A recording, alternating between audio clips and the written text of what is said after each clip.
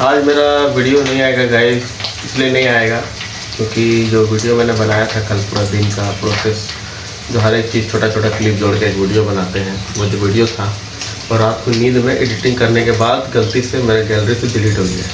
मेरे से ही हुआ, हम ही किया डिलीट और गलती से डिलीट हो गया। तो इस चीज़ के लिए आज वीडियो डाल नहीं सकते हैं। अभी जो बात कर रहे कन्वर्सेशन वही वीडियो रहेगा। तो